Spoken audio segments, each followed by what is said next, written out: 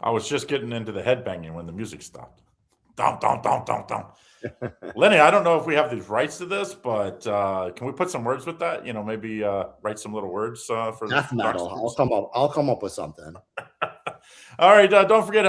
Welcome back, everybody. It's the new year, 2026. You believe it? 1226 today, January 2nd. Hope everybody had a good start to the new year yesterday. It was kind of crazy out there. I mean, the championship or the playoff games. We'll go into that, and the lines have started to pop up. So I want to get Raphael's take on some where some of that maybe money's coming in and stuff.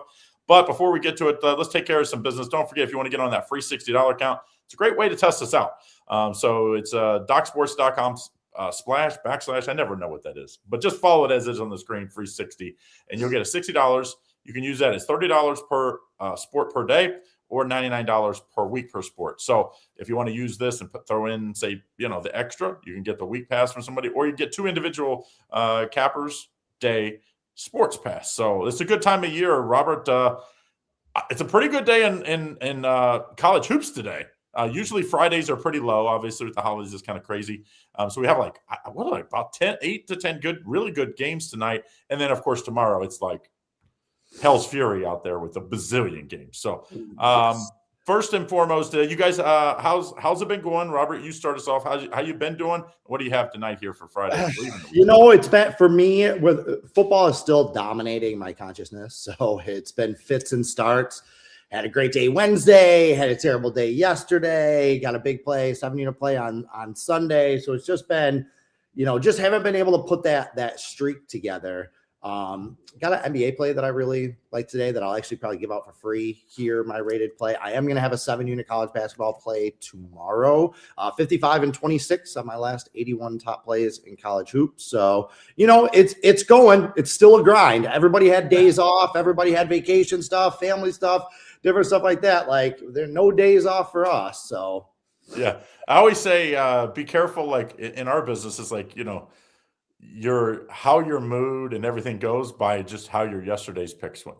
And it's like, you can win 7 days in a row. All of a sudden you go 0-3 one day, or however many plays you go, you over, and it's like hell is it's over. You're yelling at the dog. Yeah. It's like people are like, what's wrong? You're like, damn it! They freaking. I had the Spurs, by the way, on New Year's. I actually got it at 2, so I didn't lose. I mean, that was one of the worst. Still don't understand why you didn't just grab the ball and hold it, and then but I mean, he's trying to dribble out. And what is Brunson doing, trying to go get it when you were down 2 possessions? So it's definitely a little.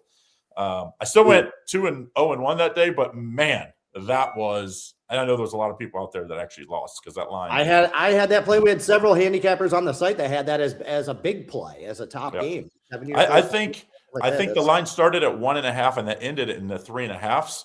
So for sure was some people out there that were lost on that. So that was an absolute brutal take. But when Wemby went out, you could have got the live number plus 5.5 on the Knicks. So actually the books got crushed when he went down. I was talking to the guy over at DraftKings, said everyone was just Knicks when he was still on the ground hitting the live number. Don't forget Raphael. I've been following you a little bit, Raphael. I've seen some of those big ones hitting. What do you got tonight? Ferringo just nailed it to the T. Finally hitting some good bowl games, had a nice little bowl run.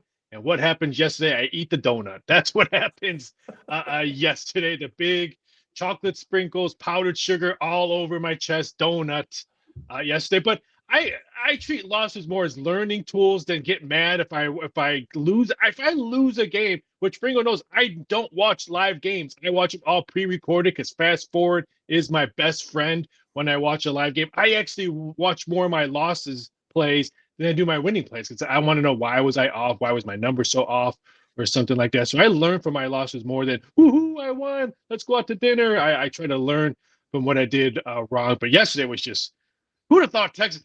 Yesterday I thought JMU should have played Oregon again because it looks like JMU was better than Texas Tech. Who'd have thought? I mean, how many times did they stop them? First of all, too. I mean, imagine what the score would have been. Right. Oh, I mean, they stopped them like 4 times in the first half when they probably should have punted or got points.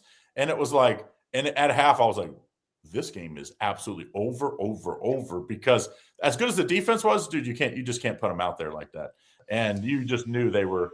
They're like a year or two away. I think Texas Tech, they did the portal thing. It worked out. Obviously, got them through the conference this year, and then that equaled this. But man, they're a little step behind when it comes to offense. Which, if you would imagine, we just said a decade ago that Texas Tech was behind on offense. Yeah. Did some guy Mahomes go there? Did some guy named Mahomes went there? It was known for their offense. So the thing that pissed me off about yesterday is that I've been talking about it for weeks. I just knew it was coming. I knew it was coming. Like we talked about this at the beginning of the season. I did a video specifically on this. It's on the Docs channel that you can find it.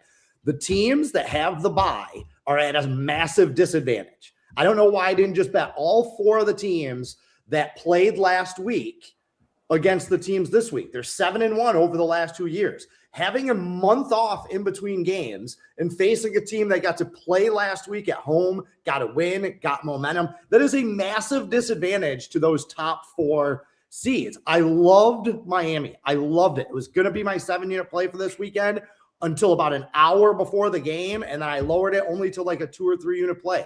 Loved it. Same thing. I wasn't going to touch the Oregon-Texas Tech game. I ended up putting Texas Tech in a teaser. Like, I'm just irritated that I didn't just follow what I've been talking about for a month, what I wanted to do. Like, again, the playoff committee has got to change the structure of it. It's not an accident that 7 of the 8 top seeds have lost over the last 2 years. They are at a massive disadvantage with that long layoff. But you'd have thought the bettors would agree to that because Texas Tech closed as a favorite against Oregon. It moved 4 points in 36 hours because everyone was betting Texas Tech money line. They're like, I don't want the plus or the minus 110 and a plus 1.5. Give me the plus 110, plus 115. I'm a little bit shocked that the bettors didn't agree with you, Ferringo. I thought the bettors would be, hey, you know what? You had a month off. I'm going to take the other side, but they didn't. No, because of the number. Because of the top 4 teams, because they got the seed, because they got that little number next to their name, and because these are the teams that everyone's been talking about for the last 3 months as the best teams in the country. So obviously, it's kind of like the NCAA tournament, right? Like they're going to bet on those. They're going to bet on the seed number more than they are the actual spread, the value on the spread. So what's the answer? Oh, obviously, I think the answer will kind of take care of this because I don't think there's going to be more buys. I think they're going to add. They're going to have 16 teams, and then that just kind of takes care of it. But I always thought John Gruden is a great follow on Twitter, and he was like, dude, how is it fair that, one, we make these teams play the conference, the best teams have to play the conference championship games, then they have the disadvantage that they don't even get a home game, and then they have the rest disadvantage, or the rest advantage, but the rust disadvantage. So it's like, it's they're like, make the other teams play on. In my video, that was my solution. I did this video about 3 weeks ago. Again, you can find it on the Docs channel.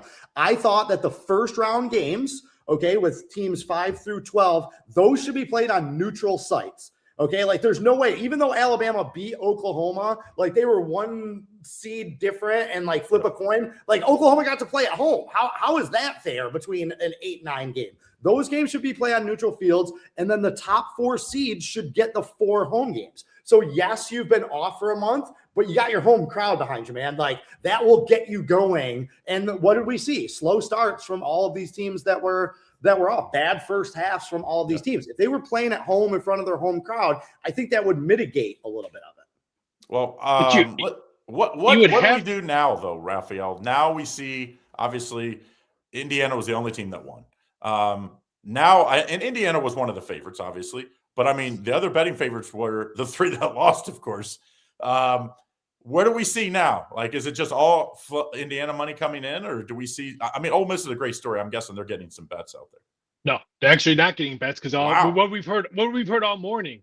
Who's going to be coaching this team? Because some of these coaches should be at LSU now.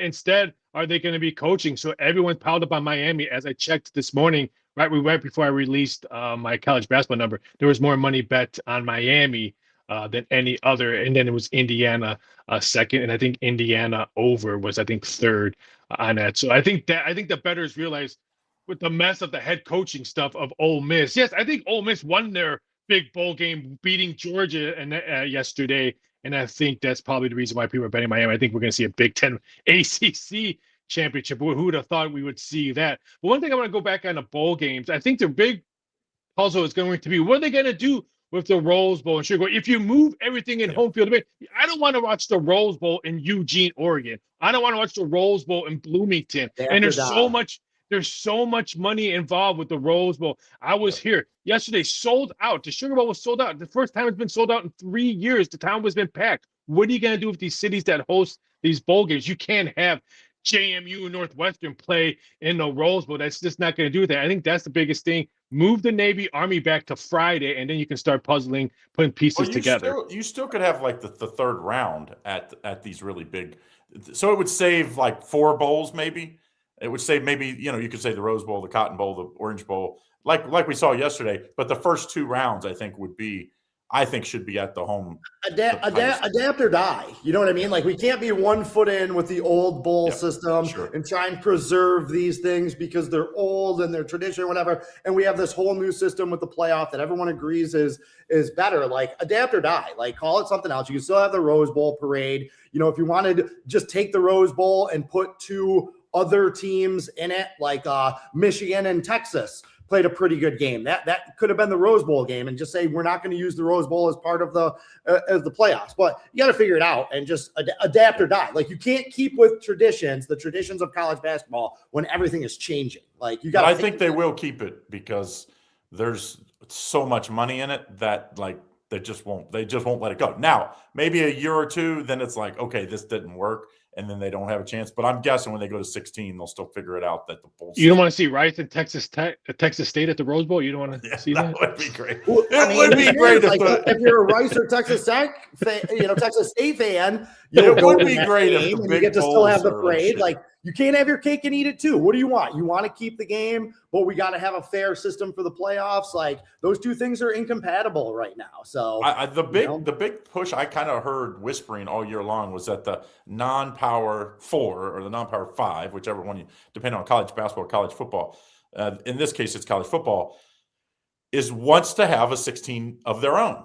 Because yes, you're putting us up against the sacrificial lamb and we lose. Like, that doesn't help us. Like, we get killed and it makes our season makes JMU just look like their season was worthless. Now, if they go through and win the 16 playoff and you're like, it would mean something, and they'd be on television a bunch. Look, again, that is something else that I have also predicted is that I think we're gonna, when the bowl system gets scrapped, I think we're gonna see an NIT style tournament. Like, there's gonna be a second tournament, and again, that is a way to preserve the bowl system, right? Is you have the 16 teams play or 12 teams or however you want to do it that don't make the main playoff, and then the Mayo Bowl, the Armed Services Bowl, the Gasparilla Bowl. Those are just the names of each of the individual games in the bracket as you work towards another champion.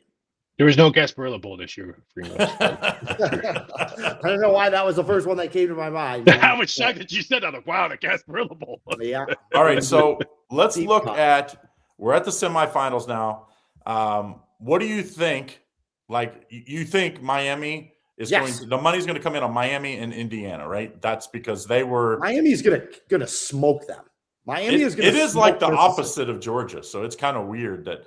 And if you would have said Carson Beck goes further than Georgia this year, you probably could have got some good odds on that. How great would that game have been if it had been Georgia against Miami? Like, that storyline. What a storyline that would be! Oh my God, that would have been massive. I still think it's going to be Oregon. The championship is unbelievable. I think Oregon gets their redemption. It opened up at 4.5. It was like 4.5 and 4 in a blink of an eye. I don't know what Nike money came in to switch to take that half a point off quickly. But I wouldn't be shocked. I'm not saying Oregon money's going to come in all week long. I'm not saying I Oregon would love money's to going to come in. reseed the teams. Like, I've always been a fan of if they would reseed the Final Four, and I'd love to reseed because I do think if you reseeded these teams, Oregon would be number 2, Miami or Indiana would be number 1. Yet we see in these teams, and I'm sure the Big Ten would love to reseed them so they don't. No reseeding. We don't need like people's opinions and controversies about snow. Well, I would use the original. There's already enough of that in college football. We don't need enough. We don't need more of that. Same thing with college basketball. Like, the reseeding is just going to piss people off. Why is this team? They're going to make ridiculous. Well, if you seed them before the tournament start, 1 to 64, or in this case, you would seed them 1 to 12, so it would be like. It's just like, oh, these are the 4 teams, and this is how you do it when you play, like AAU basketball. It's like they're seeded, and then so that the best teams will play in the finals. I do think Oregon. I'm going to be honest, hands up. I thought Texas Tech was going to beat Oregon. I agree. I just thought the Big Ten, and after the loss on New Year's Eve, I thought the Big Ten was pretty overrated. And then all of a sudden, of course, then they win the next 2 games. But I still think the Big Ten was overrated this year. But I just think it's a pretty watered down college football season this year. Like Ole Miss could probably play Georgia 7 times. I'm guessing they would lose 4 of those 7. But it just happened to be the Chambliss kid had an unbelievable second half. Like, I mean, they should have beat them the first time they played them. Frankly, Yep. like they should have. They definitely should have came down. They should have beat them in Athens. In fact, that's why I liked Georgia. Is that I just didn't think Ole Miss was going to play that well against them again. I thought that even though Georgia won the first game, that they were going to be able to make adjustments easier than Ole Miss was because of the coaching staff issues, because of the long layoffs. But again, Kirby Smart 0 for 2 now with 2 buys. They blew that 4th down late yesterday. What was No idea. I thought, they're just going to try to draw them off. They're going to try to draw them off sides, and then they're going to punt and trust your defense. You're known for your defense. But even trying to draw them off sides, like that was going to work. You know what I mean? Like the Ole Miss. Although they got one early in the game on them, so it was. They did, but at that situation after the injury, where both teams had time to talk to their players and stuff like that, like the draw them off side stuff, I feel like happens more in the speed of the game and in the moment. You know what I mean? Like if they had just lined up to go for it quickly and Ole Miss doesn't know what's going on, then maybe you get somebody. But they were basically coming out of a timeout. And what do you think the coaches said? If they line up, they're trying to draw you off sides. Like it was just stupid. Like you said, just punt. I couldn't believe down 3, just punt, put your defense and then to come all the way back and tie it up. Like, I mean, to coach that bad, then your team bail you out and come back, tie it up. And then I said they better not leave freaking Ole Miss. This kid at Ole Miss it was just his day. I'm like, I thought that game we were going to see defense, and then the other 2 games we were going to see offense, and that was totally backwards. I mean, because I had the under, I think 56 I posted. I can't remember. It's either 55 or 56. I thought we were going to see a defensive SEC battle, and instead we saw offense per offense in that game, and that total flies over. Well, when they got the offensive touchdown, I had the over. When they got the offensive or the defensive touchdown the first time, I was like, oh, yeah, we're going to get the over now. It's always like when you get a special team. When you get a defensive touchdown early. You're like, oh, yeah, this one's going over. And it was pretty clear, obviously not to Georgia, that they couldn't stop, that Ole Miss couldn't stop the power run game. Yeah, Lacey was unstoppable. The only way they stopped him was when Georgia was like, hey, let's pass the ball on first and second. I was like, dude, run the ball. You get 6, 7 yards, 10 yards. It's unbelievable. Like they knew they couldn't stop him. They were stunting, trying to just get lucky and be in the gap that they were running in. And then, of course, when they're not, then it was like a gash. And then but he went down late. That was a big key. When he went down late, Lacey, they didn't get in for the touchdown there that I think they probably would have if they had him there at the end. That was a pretty drop off. So I'm excited about next week. Of course, we're going to see Thursday, we see Miami, Mississippi. On Friday, we see Oregon and Indiana. I wish these games, to be honest, were just on Saturday. I guess because they want to have the extra days for the to recover before the national championship. There'll be NFL football on those days too. They don't want to compete with the playoff. They got an open Thursday night and an open Friday night spot, so they'll be prime time. They'll be the main draw on both of those. Was it Dan Lanningham that called them out because they were like, "Why are we playing these games on?" I love Dan Lanningham on not a Saturday. Like, dude, why are we so scared of the NFL? Saturdays are our days. Why are we not playing? I will say he is a good. If you like guys. First of all, watch his press conference, but also on Twitter. Like the guy, he's not afraid to say what he means, which a lot of coaches nowadays are pretty vanilla because obviously, stuff can be spun up and it just can really. And again, coordinate with the NFL. Like there's a full day. You're only going to have 2 playoff games on that Saturday. So even if you play the college football playoff game at 1:00, you know what I mean? Or do 3, 6:30 and 9 or something like that. Like there's a way to do it to play on Saturday, but no, it's all about the ratings. All right, so college hoops, big night tonight. College hoops, I don't look so far ahead. I'm only usually looking a couple days. So, on the 31st, I start looking at college basketball. I thought I had clicked on Saturday because so many good games were on right away at the top. I was like, whoa, what the hell? I thought I'd click Friday. Maybe there's a day off here, but big day today. I mean, Michigan plays, Oregon plays, Ohio State. I mean, it's the Big Ten. The Big Ten they saw an opening and they've kind of claimed Friday night for themselves. For the longest time, the only teams that would play on Fridays were the Ivy League. Yeah, the Ivy League would have that Friday, Saturday. The Big Ten saw a moment. They have their TV deal with Fox. Fox scheming to get bigger ratings, so they really have claimed Friday. And for me, obviously the better game is Michigan State, Nebraska. We can get to that in a second. But I'm really curious about this USC-Michigan game. Michigan opens at 16.5, 17.5 point favorite. That number jumps to 22.5. Now it's kind of come back down a little bit. I think the last time I saw it was around 21.5. Look, this is a top 25 team. Is Michigan really that much better than everybody that they're going to be covering 20-point numbers in conference play? I know they had some blowouts in league play, but we saw this just the other day with Georgia Tech and Duke. Georgia Tech's a 26.5 point favorite. It's a conference game, guys. And they were winning at half. The physical they were winning at disparity between these, right? Between these teams, it's just not as large. Michigan has been a godless killing machine. Are they just going to roll through the Big Ten? Are they just that much better than everyone? I don't love USC because I don't love their style of play. Little too much one-on-one, little too much street ball, little too much disorganization there. But is Michigan just going to cut through them and win this game by 30-plus points? Don't you think it's like the Gonzaga, when you look at all of Michigan's games, it's the Gonzaga game, that 40 points against Gonzaga in the last day of that tournament when Gonzaga played late the night before and had to trying to get into the $1 million NIL game.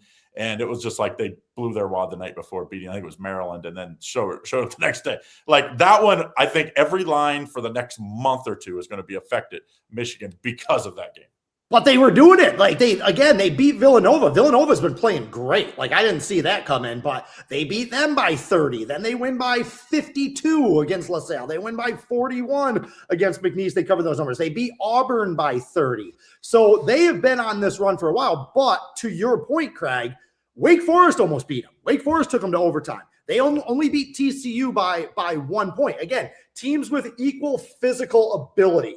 Michigan is just too big and too strong for a team like LaSalle to hang around. It's just physically not possible. But USC's got some dudes. They got some guys that can push back. I'll be more surprised if Michigan wins this game by 25 plus than I will be if USC hangs around and makes it an 8, 10, 12 point game. I do say this, though, for USC. It's a tough game because, nice weather, and all of a sudden you're like, dude, right after New Year's, we've got to go to Michigan. It's freezing cold. These guys are like, I didn't sign up to play in freezing cold. The whole Pac-12 got to be, when they saw the Big Ten, were like, shit, I hope we don't play them early in the season. I want to play them in late February when it might be nicer weather. So I know they play indoors, everybody. Don't be putting that in the comments. It's just, you walk off the bus. When you play college basketball, you don't wear jackets, by the way. Yeah, you're hanging around there. You're hanging around in Ann Arbor for a couple of days. But the thing with USC, they're overrated right now. This is a team that I'm looking to bet against. When they lost Rodney Rice for the season, that lowered their ceiling significantly. It's basically now just whatever Chaz Baker-Mazara can do for that team, however far he can carry them. And I think it's going to be mid, maybe bottom of the second tier, top of the third tier, and a loaded Big Ten. Well, they beat Oregon at Oregon, but Oregon was really banged up at that time. Yes. So that was not you kind of put a big asterisk by that one. Yes, you count it in the win column. You don't give it back if you're USC. But as a handicapper, you file that away and you don't really give them as much credit for it, even though they did win. Speaking of Oregon plays at Maryland. This is Buzz Williams, I thought would have a little more success instantly because he pretty much has instant success everywhere he goes. But Oregon's got healthy.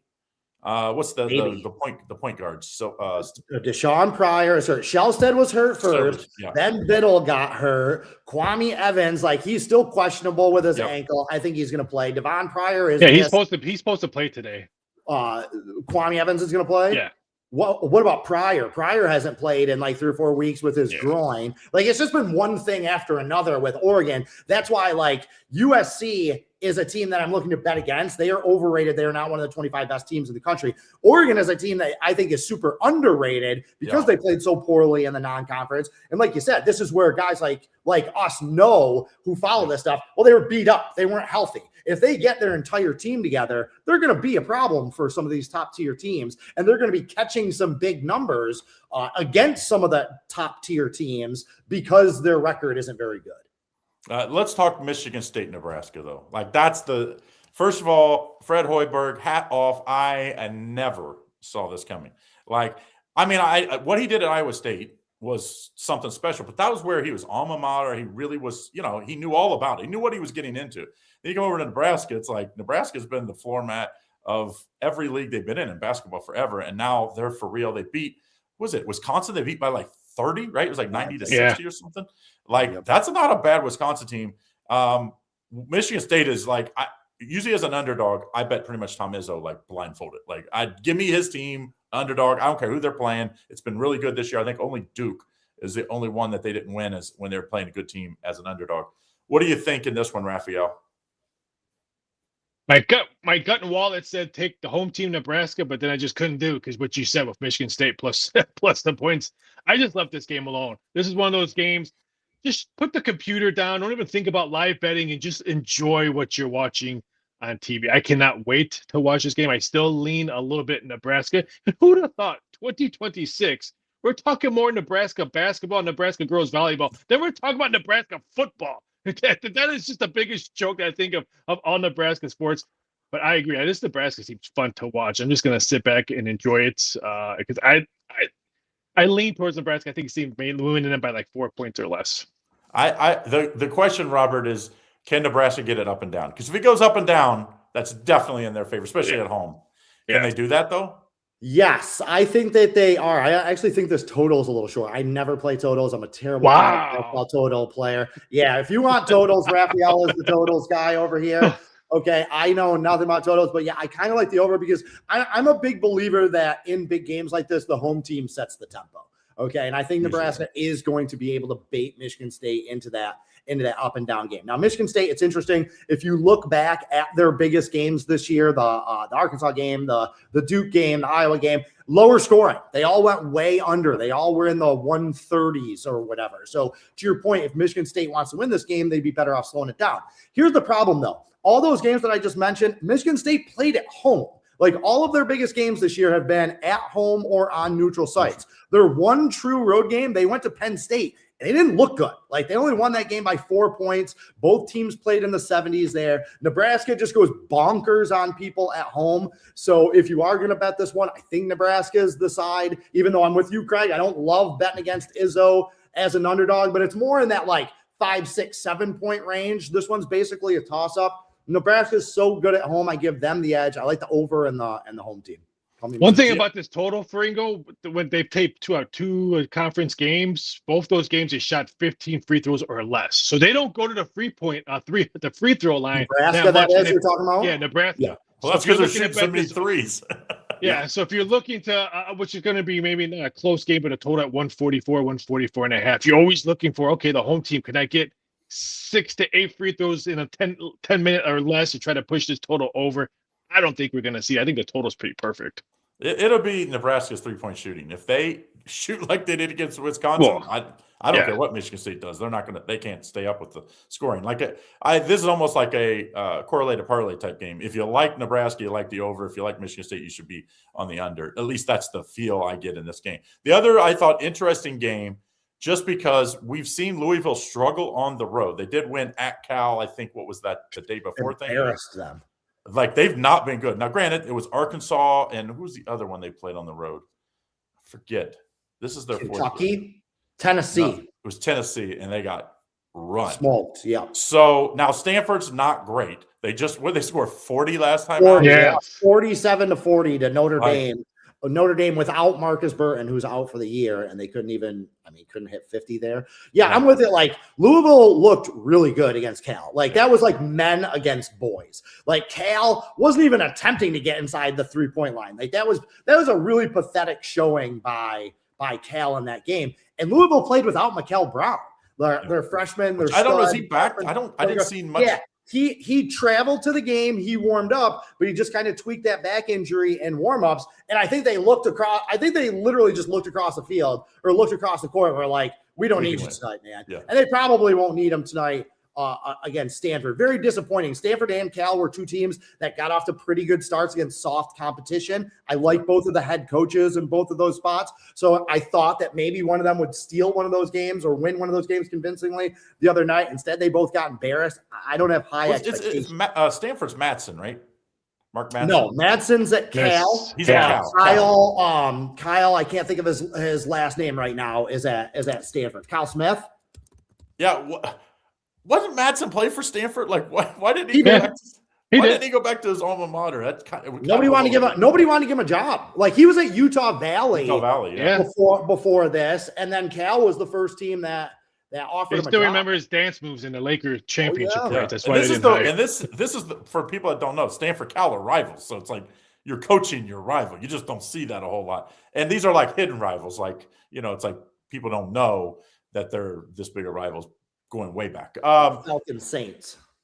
Yes. And speaking of that NFL game this weekend, dude, so we released all the plays. One of our guys that I trust a lot has the Saints, and then we get the news that Olave's out for the year with blood clots. I'm like, dude, did they not know we release our games on Wednesday, not Thursday? They couldn't release that news a day earlier. I don't know. Obviously, it happened. So the way New Orleans is playing, though, I don't think that matters. Is he going to win is he going to win the Rookie of the Year? I don't think that's what I'm hearing. I don't think he should. He's crept up in the rankings, but no way. Like, he's been good for 6 weeks. He didn't play the first half of the year. Like, McMillan and Agbuka, I still think that whoever plays better tomorrow in that game, like if one of them blows up for 120 yards and a touchdown or two, which we've seen both of them do, I think whoever wins that game, I think should be the Rookie of the Year. I thought it should have been Junkins or maybe Travion Henderson, but they both got hurt a little bit too much. No clear-cut guy. I thought Tyler Warren really played very well all season long. Like, I think he was the best rookie that I saw, but you can't give it to Shao for playing good for 6 weeks. Just like you can't give it to Jackson Dart for playing good for like 5 weeks. Like, give it to one of the receivers, whoever his team makes the playoffs and whoever ends up with better numbers, like they both deserve it. Ralph, wasn't Cam Ward like the odds on? Like, he was like -2 something. Oh, yeah, he was huge favorite. So for him to not even really be in the conversation here in the last couple of weeks, and he started, like, if you'd have said Cam Ward wasn't in the talk, I'd have been like, he probably missed 6 or 7, 8 games because of injuries, because of that terrible offensive line. That's not been the case. He's played most of the games. He's just, like, not necessarily. A Vegas book told me this: if the season ended right now, there would be their biggest future dominance that they had. They said, so if you look at it, Saints go over their team total, Rookie of the Year. If you look at the futures and look who's going to be in the playoffs and who's not going to be in the playoffs, bookmakers cleaned up on futures this year. Who'd have thought Ravens, Kansas City, the list can go on. It's not even going to make it to the dance. Real quick, interesting, because the Rams lost to the Falcons. The Falcons actually are a big player in this. If the Falcons win this week, no matter what happens on Saturday, Carolina goes to the playoffs instead of Tampa Bay. So that's like the most NFC South thing. Yes.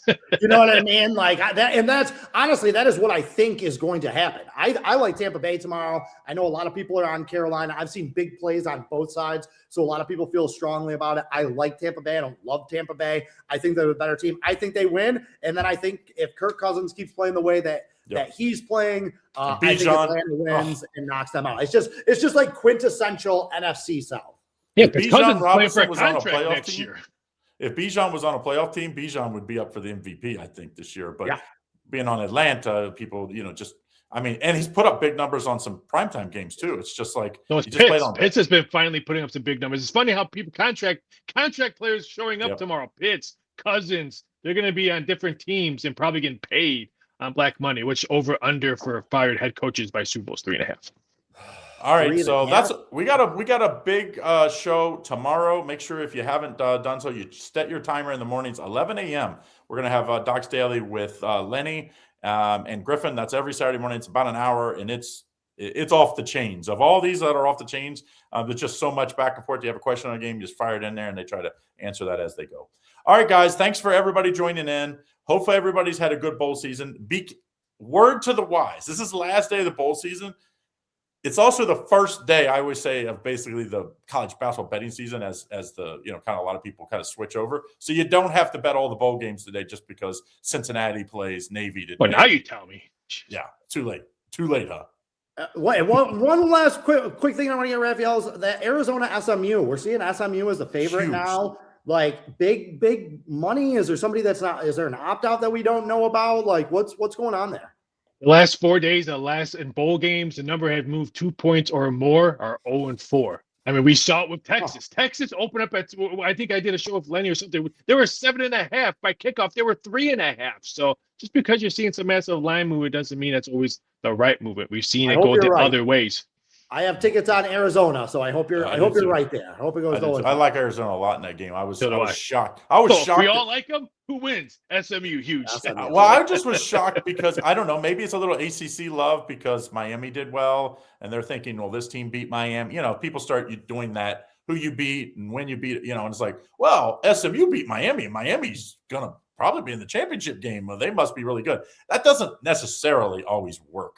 If so, you would just follow the who beat who thing, and that rarely could get you to the winner. But all right, guys, thanks again for joining in. Hit that thumbs up, put in the comments what you like, and we'll see you again tomorrow.